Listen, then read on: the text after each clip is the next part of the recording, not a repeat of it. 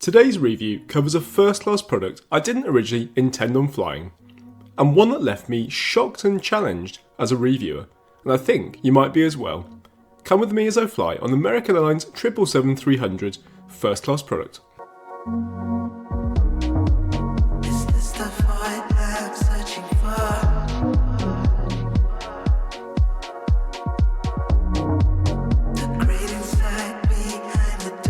So I've just stayed the night in Premier in Terminal 4, and today we're travelling to Terminal 3 because originally I was travelling with British Airways in the A380 in first class.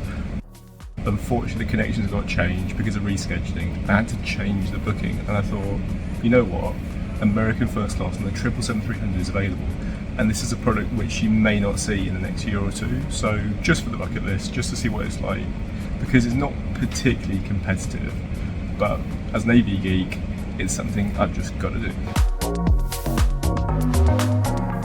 If you do stay at Terminal 4, but you need to transit to Terminal 3, you may be shocked and delighted to know that Crossrail now runs 4 times an hour. No more waiting 30 minutes having missed the train.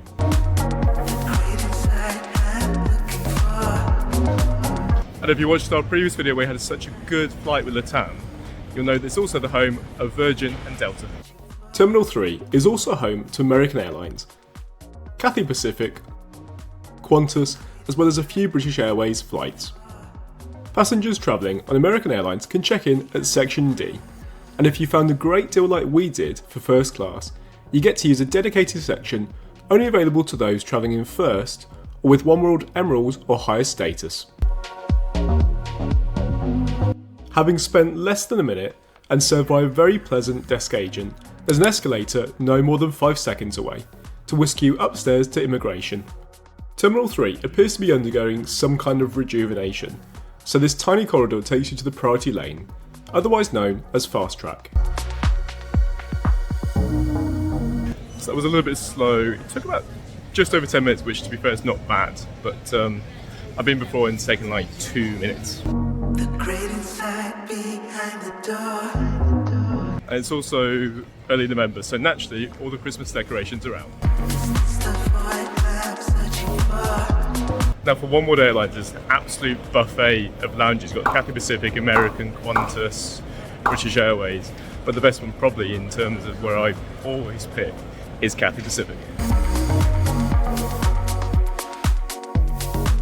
If you decide you want to stick to American though, we'll just have a quick tour to see what it's like. Follow the signs to Lounge H.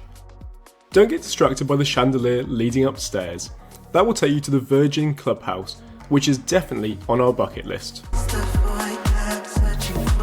On the lower level, you will find the American Airlines Lounge. We'll be using a separate area reserved for first and Emerald status passengers. What a view.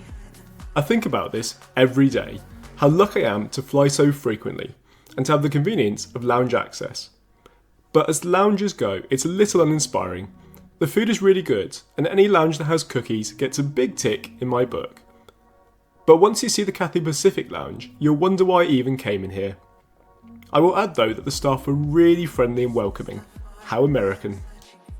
So as you can see, there's nothing wrong with it, but it's just not very modern. You could really do with a refresh.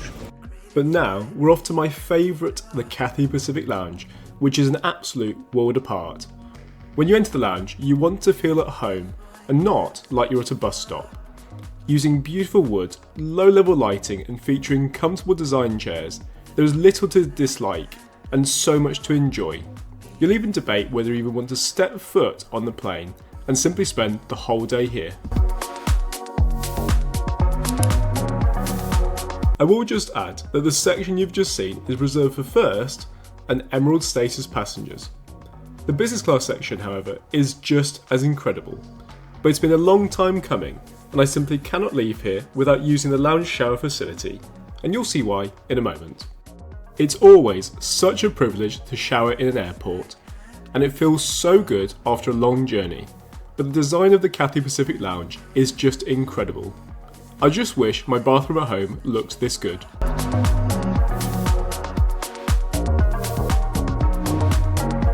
This is probably one of the best drinks I've ever had from an airline. The view to accompany my drink was pretty good as well from the business class section.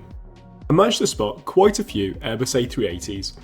I started to think, if I hadn't been rescheduled, I would have been flying on this beauty today. So unfortunately, we were due to depart at 9:25, but the flight's about an hour and 5 late. It's not terrible, but it does give me less than 2 hours in Dallas, and last time I did that, I made it just about. The bag didn't. To distract myself from the delay, I requested another Cathy Delight from the bar, and helped myself to a hot breakfast. Not wanting to miss the boarding, I made my way down to the gate, not realising that this would be the first of many delays over the course of my USA trip.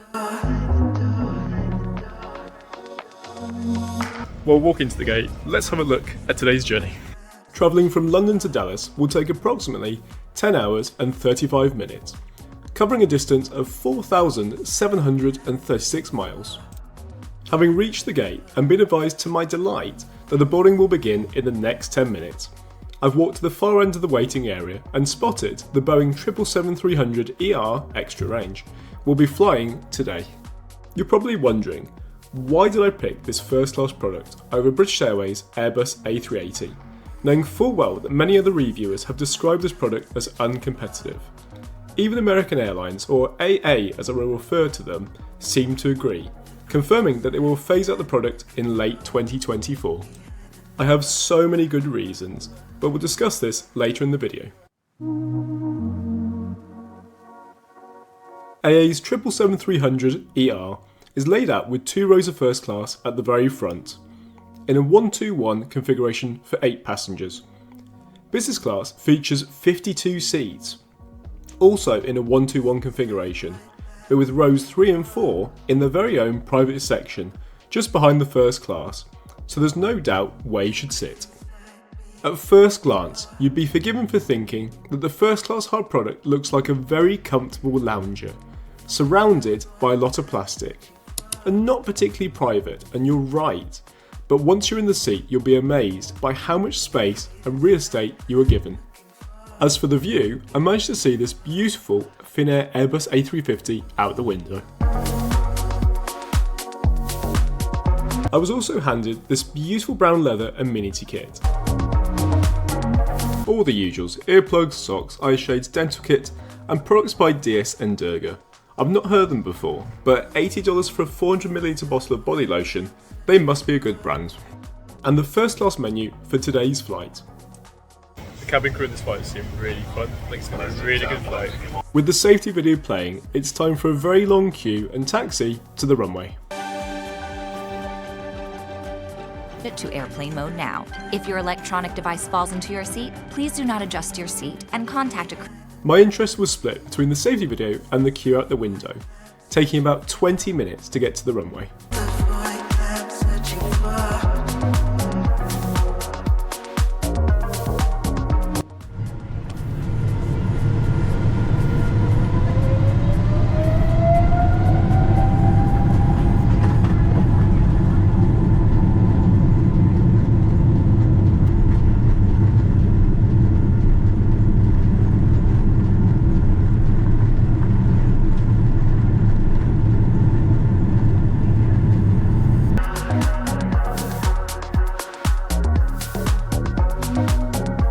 Let's take a tour of the seat.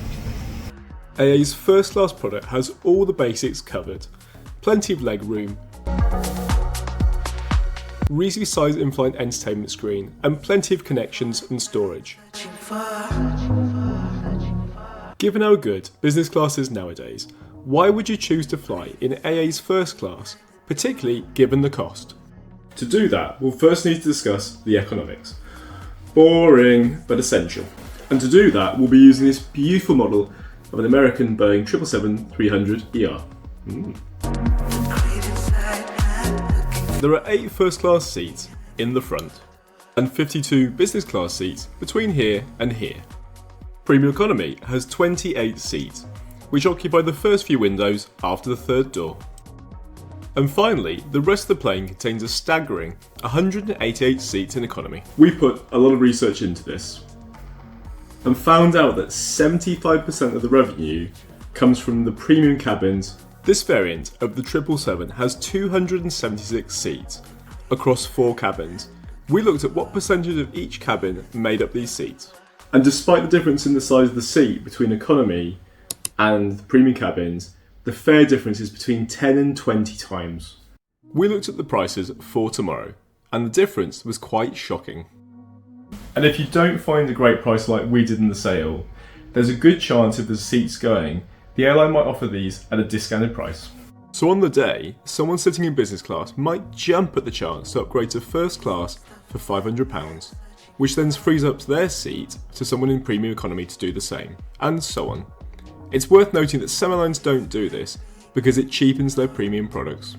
To start off the meal service, the pre-appetizer consists of a bowl of nuts and unpitted olives, and on the side I've chosen a glass of water and a Dr Pepper. Here's a copy of today's menu. And the beverages and wine list. For the starter, I chose the white crab and avocado salad, which tasted amazing, but I'm still not quite sure about the presentation. This also comes with an optional green salad. As for the main course, the braised leg of free-range chicken with truffled spelt, I think that's risotto, was indeed tasty, but I'm just not sure it screams of first class. Where I can't fault American is their Sunday dessert. It's a dessert to enjoy and then feel incredibly guilty about after. After all that food, now is a good time to visit the bathroom. And afterwards, we have something exciting to show you. American has done well to create a very pleasant space. But sadly, there's no exciting amenities, only a very standard hand wash. So what is this really cool feature? When I found out, this really made my day. I was so happy. Your eyes are not deceiving you. The chair can swivel towards the window. This was obviously designed for those who need to work at a little desk. But in my case, it means you don't have to twist your neck to stare out the window.